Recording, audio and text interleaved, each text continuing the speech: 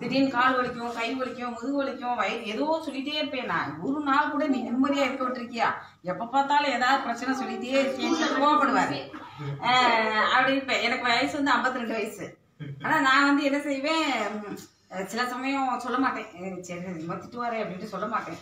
இந்த எனக்கு பிரச்சனையை சொல்லும் போது அவர் பயங்கரமா டென்ஷன் அவர் கோவப்படுவாரு. போன இடம் வந்துட்டு போனப்போ சார்ட்ட கூட நான் போன சொன்னேன், சார் இப்படி கோவப்படுறாரு. சார் வந்து டெய்லி நீங்க வாழ்க வளமுடன் சொல்லுங்க மாப்பின்னாரு. அது மாதிரி நான் சொல்றேன், இது வரைக்கும் எங்க வீட்டுக்கார் கோவப்படவே இல்லை, கோவமே இல்லை.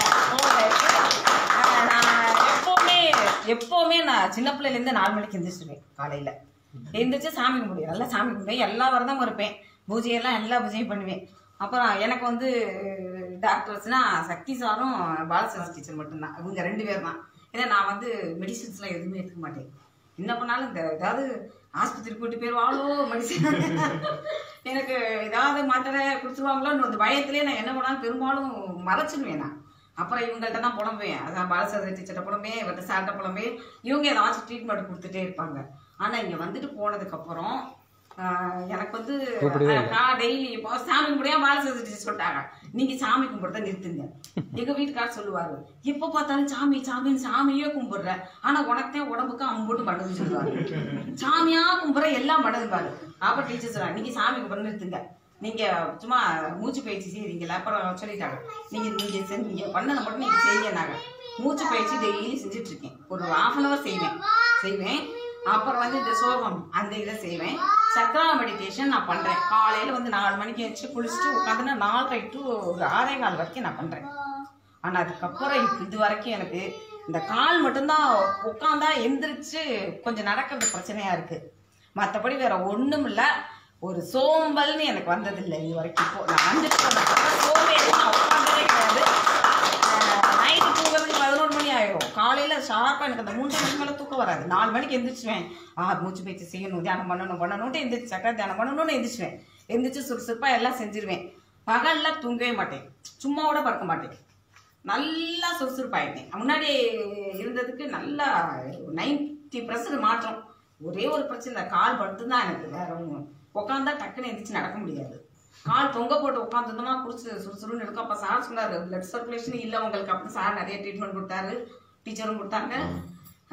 வெங்கடேஷ் என்னோட ஸ்டூடெண்ட் வெங்கடேஷ் டாக்டர்லாம் கொடுத்தாப்ல, ஏன்னா சொல்லியிருக்காப்ல சுத்தமா சரி பண்ணிடுறேன்னு சொல்லியிருக்காப்ல. ஆனா சார் வெங்கடேஷ் புதுக்கோட்டை மாவட்டம், அவங்க ஹெட்மிஸ்டரா இருக்காங்க. அவங்ககிட்ட படிச்ச ஸ்டூடெண்ட் வெங்கடேஷ். எனக்கு 6th 7th டீச்சர் வந்து டீச்சர். என்னோட படிச்ச பிள்ளைங்கலாம் வந்து அவங்களோட வீட்லயே சொல்லுவாங்க, போகும்போது அங்க ஒரு பொண்ணு இருக்குது, அங்க உட்காந்துருக்கவங்கலாம் உன்கிட்ட படிச்ச நீ அவங்ககிட்ட படிச்ச அவங்களே உங்ககிட்ட படிச்ச மாதிரி இருக்காங்க, நீங்க இப்படி கிளவியா போயிட்டேன்பா. ஆனா எனக்கு வந்து எப்பவுமே என் மனசுல நான் இளமை, எந்த வேலையை கொடுத்தாலும் எல்லாமே கை வேலை தான். எங்க வீட்டுக்காரர் எல்லாமே வாங்கி வச்சுட்டாரு, டிஷ் வாஷர்ல இருந்து வீடு கூட்டுறதுக்கு எல்லாம் வாங்கிட்டாரு.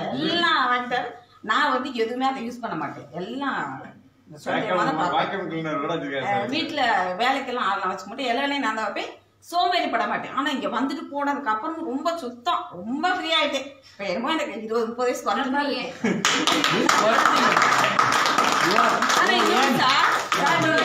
எங்க அப்பா சொல்லுவாங்க. இன்னொரு விஷயம் சார், டீச்சர் சார் சொன்னாங்கல்ல, பிசிக்கல் ஃபிட்னஸ் ரொம்ப ரொம்ப நாங்க படிச்ச ஸ்கூல்ல எல்லாம் பாத்தீங்கன்னா விளையாட்டுக்கு ரொம்ப ப்ரிஃபரன்ஸ் கொடுத்து டீச்சர்ஸ் வந்து விளையாட நல்லா யூட்டிலைஸ் பண்ணி எல்லாரும் விளையாட சொன்னாங்க.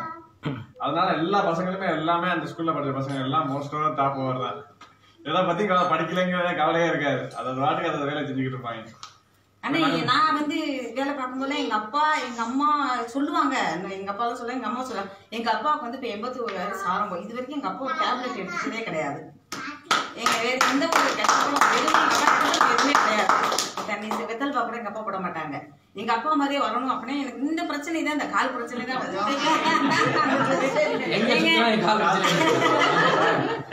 அப்பாவுக்கு 22 வயசு ஆகுது, முத்துராம் சாருக்கு எப்படி பார்த்தாலும் 90 வயசுக்கு மேல இருக்கா, இன்னமும் சின்ன பையன் மாதிரி ஓடிட்டு இருப்பாரு.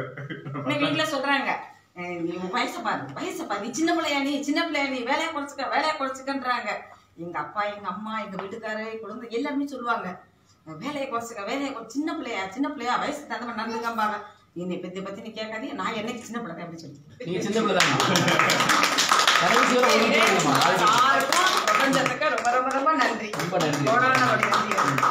சந்தோஷம்.